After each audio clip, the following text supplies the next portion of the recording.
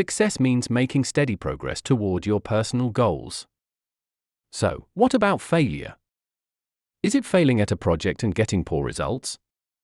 No, not really. Is it launching a new product that doesn't do well in the market?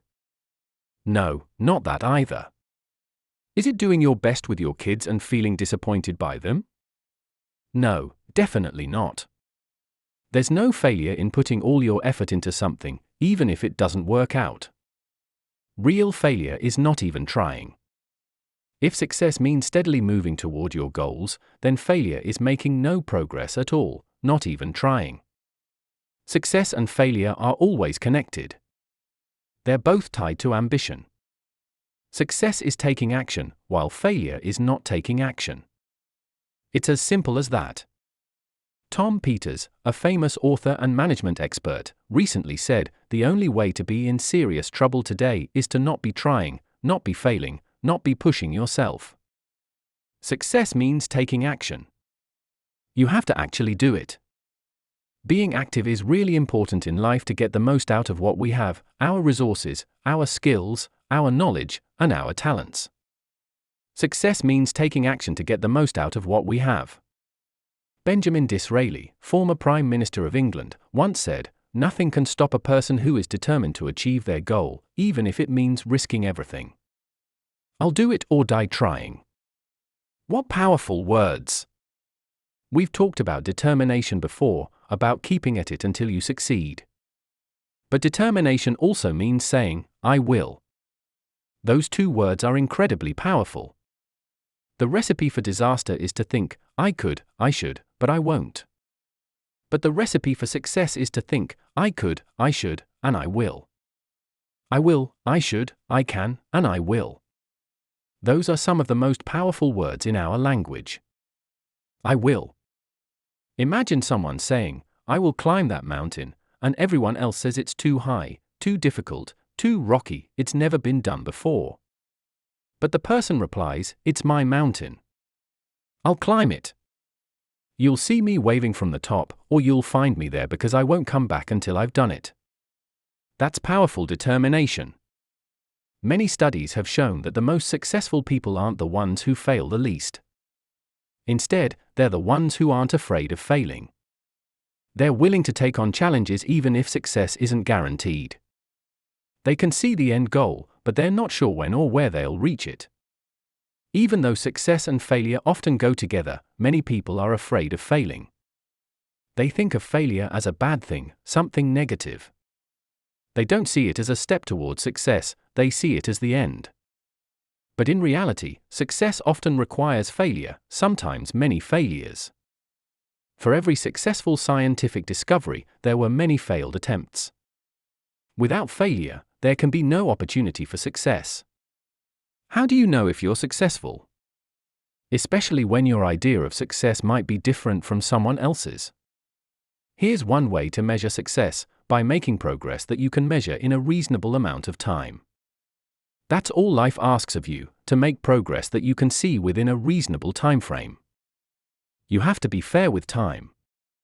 Parents, managers, brokers, and business partners, everyone needs to have some patience. You can't keep asking someone every 5 minutes, "How are you doing now?" That's too quick. Give people some time. Asking after just 5 minutes is too soon. But waiting 5 years is too long and too late, right? So, what's a fair amount of time to ask for results and measure progress? Here's the first thing: by the end of each day, you should have accomplished some things. Whether it's writing some letters or having a chat with your child, you shouldn't put off important tasks for more than a day. At work, there are tasks that need to be completed within a day. This includes making phone calls and sticking to your health routines. These things should be done within a day. You can't delay tasks. You can't say, "I'll eat 9 apples in 10 days." No, it's 1 apple each day. Some tasks need to be done within a day. So, if it's 5 minutes to midnight and you haven't eaten your apple yet, go ahead and eat it. Get it done within the day. Next, let's talk about a week. Some tasks need to be done within a week, like work tasks, making calls, and other activities. A week is a good amount of time. You shouldn't let more than a week go by without checking your progress. For example, John starts a new job in sales. He's supposed to make 10 calls in the first week to get to know the market. Is it fair to ask John on Friday how many calls he made? Yes, it is. It's a reasonable time to ask for measurable progress. If John starts giving excuses, just ask for the number of calls. Remember, numbers tell us everything about your progress. The numbers give us all the information we need. Success depends on numbers. There are 3 important questions to ask yourself about this. First, how much money have you saved and invested in your life? Second, in the last 90 days, how many books have you read to help your mind grow, give you ideas, and plan for your future? How many books have you read? Third, in the last 6 months, how many classes have you taken to learn new skills for yourself and your family's future? How many classes have you taken? I'm telling you, numbers tell us everything. Success depends on numbers. You need to make progress and see how you're doing. It's important to check the numbers regularly. How often should you weigh a newborn baby? You can't wait until next spring to weigh the baby. You need to weigh the baby often to see if it's gaining or losing weight. If it's losing weight, that's a sign of trouble. You can't let a baby lose weight for too long. It's a disaster waiting to happen if you don't pay attention to these numbers. How often should you check on the health of a company? You might think, we'll review everything in a couple of years. But by then, it might be too late. In places like Las Vegas, where there are big casinos, they check their finances several times a day. Why? Because so much can change quickly. If they don't know when to close certain tables, they could go out of business by midnight. You can't afford to wait until midnight or until tomorrow. Tomorrow might be too late. You need to know the numbers. What's your cholesterol level? If you don't know or don't care, you're just hoping for the best in the future. But it's important to take responsibility for your health and your future. Don't rely on others to take care of it for you. Learn to understand these numbers for yourself. How much overweight should you be at age 50? If you say, I have big bones, that's not an excuse. It's important to take your health seriously. But hey, when you reach 25 or 30 pounds extra weight, it's time to be cautious. At home or in the office, if someone asks, what's that caution light flashing for? It means John has gained about 20-25 pounds. When John's weight reaches about 40-50 pounds extra, the flashing red light comes on. If someone asks about the siren, it means John has gained over 50 pounds. I'm urging you to take control of your own life, especially for your retirement and health. Don't just go along with the crowd.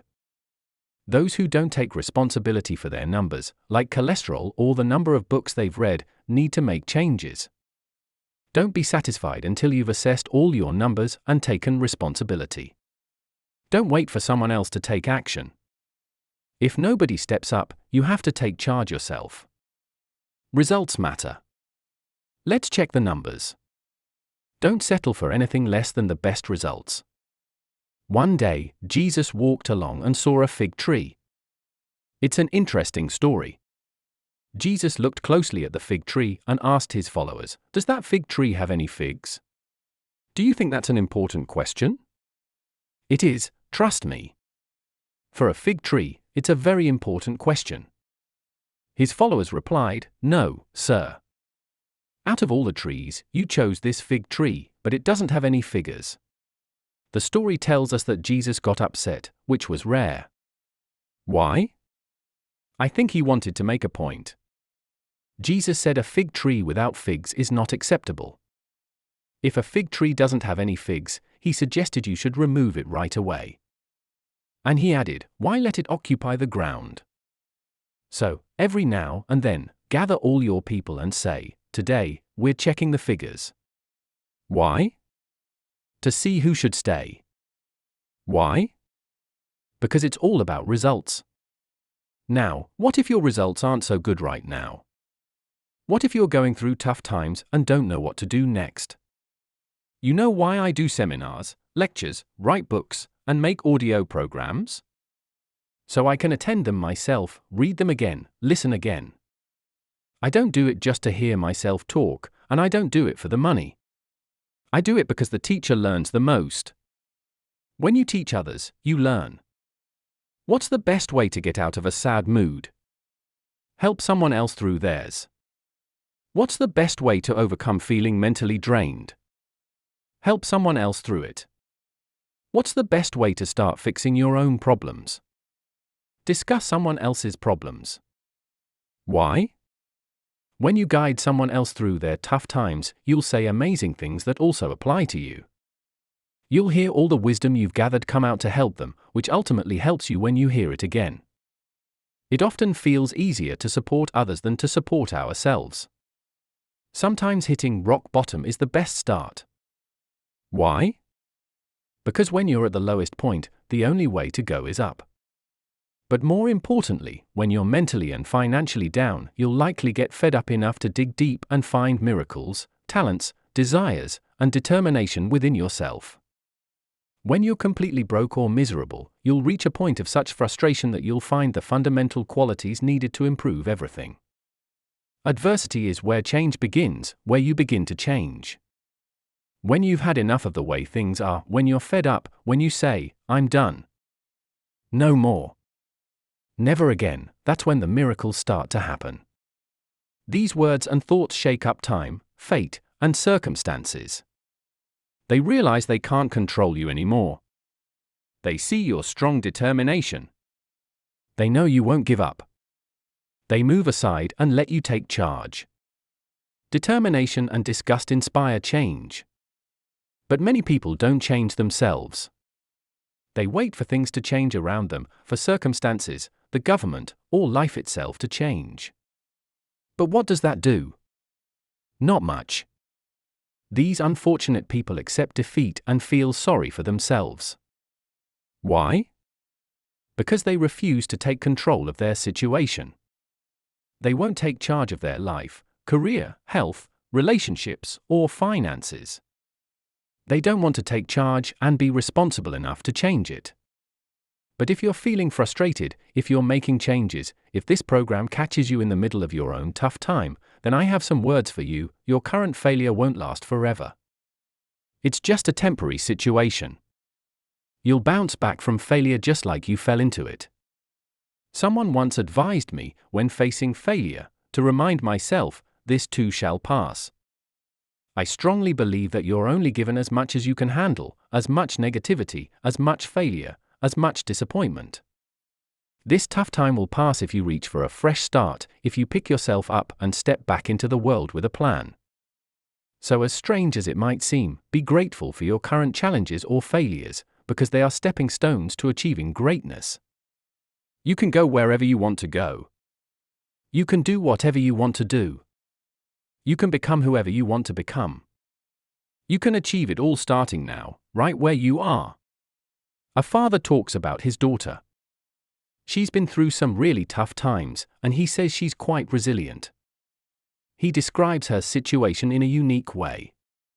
While most parents would worry about their grown-up kids, this dad just smiles and compares his daughter to a frog in a jar of cream. He says she keeps kicking and kicking, and soon the milk will turn into butter, and she'll be able to jump out. It's a different way of seeing things, showing her determination. But that's how it goes. You have to keep trying and trying. You need to be determined to keep going until you succeed. So, be thankful for tough times, but make sure you use them to your advantage. Turn your failures into opportunities, not ongoing sadness. Let your frustration lead to inspiration, not feeling down. The world might not care if you stay stuck in sadness until the end. But once you realize your situation can change, once you decide to stand up and make a difference, the world will make way for you. It doesn't matter to the world what choice you make, to give up or to keep going. But it should matter to you. You need to care about your own well-being. Take a chance on something exciting. Focus on achieving your goals and ambitions, not just on surviving and feeling sorry for yourself. Decide to do your best.